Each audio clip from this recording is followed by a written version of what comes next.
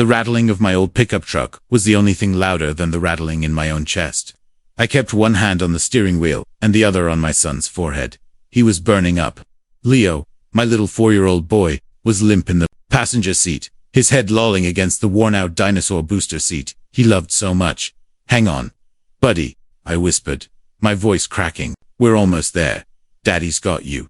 Life for us wasn't easy. I worked landscaping jobs, long hours under the sun, for pay that barely covered our tiny apartment and the essentials.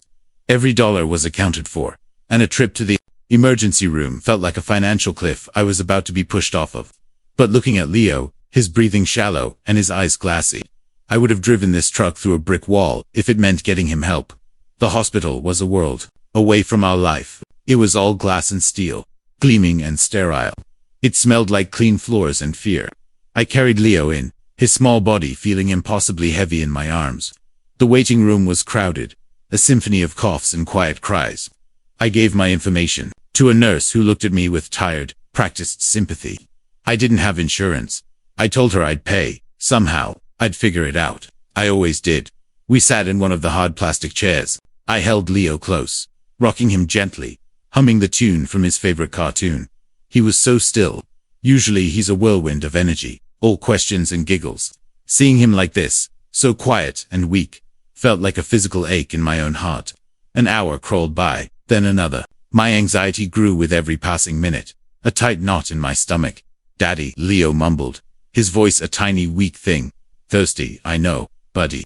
The doctor will see us soon, and we'll get you some water, okay?" His eyes fluttered open, and he looked past my shoulder, towards the main entrance of the hospital.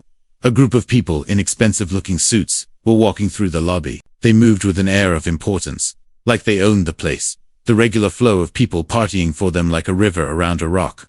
In the center of the group was a woman. She had dark hair pulled back in a severe, professional bun, and she was wearing a sharp, navy blue suit. She was talking to a man beside her, her expression focused and intense. Leo's little arm, thin and frail, lifted from my chest. He pointed a wobbly finger. "Daddy," he whispered, his voice a little stronger now, filled with a strange sort of recognition. "That's Mummy." My blood ran cold. I looked from the woman back to Leo. "What, buddy? No, you're just sleepy. That's not Mummy."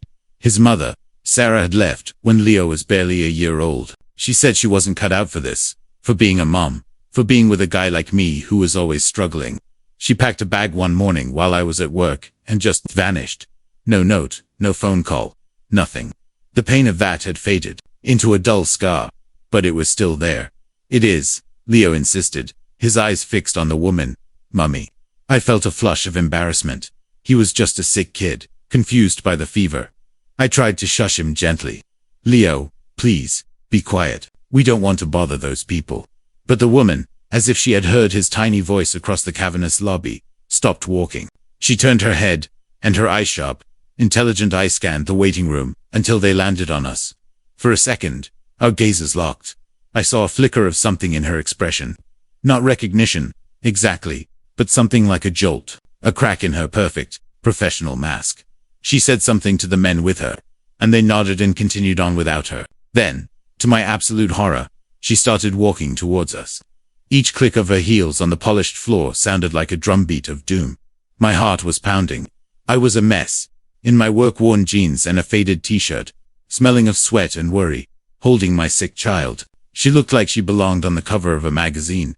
"Is everything all right?" she asked, her voice calm and controlled, but her eyes were only on Leo. I swallowed hard. "Yeah, we're fine. I'm sorry, my son.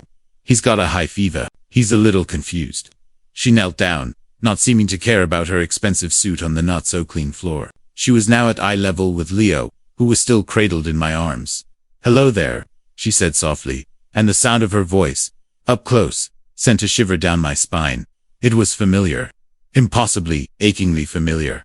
Leo looked at her, his eyes wide.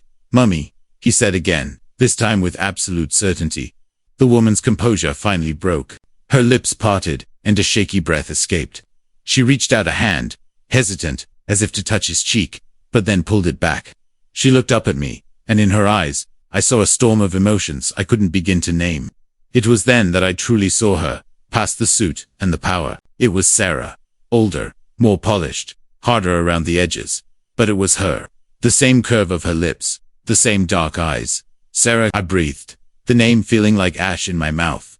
A nurse, rushing by, paused. Ms. Albright, do you need anything, Ms. Albright? She looked at the nurse. No, thank you, Clara, I'm fine. The name didn't register at first. But then my eyes drifted to a large plaque on the wall. A list of hospital benefactors and board members. And there it was, at the very top. Under the title of CEO. Catherine Albright. Catherine, she had changed her name. She had not only left us, she had erased the person she was, and built a whole new life. A life of power and success.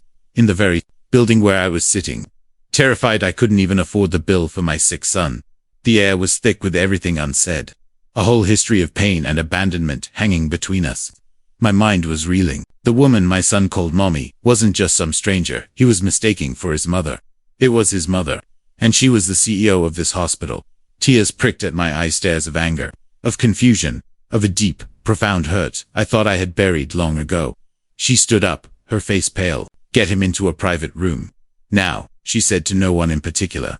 But her voice carried an authority that made things happen. A nurse was at our side in an instant, as they led us through a set of double doors, away from the crowded waiting room. She walked beside us. She didn't look at me. She just looked at Leo, her son. And for the first time, the powerful CEO was gone. In her place was just a woman, staring at the child she had left behind. Her perfect world completely and utterly shattered by a little boy's feverish whisper. And I knew, right then and there, that our lives, as broken and simple as they were, would never be the same again.